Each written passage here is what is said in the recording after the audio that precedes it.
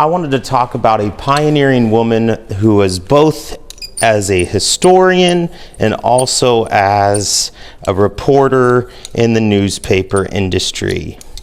Her name was Delilah Beasley. She was born in 1867 in Cleveland, Ohio.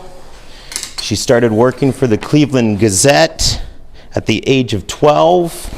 In 1910, she came to California. She started to attend lectures. She was doing research at the Bancroft Library at UC Berkeley and found that there was a real lack of historical coverage of Black pioneers in California history.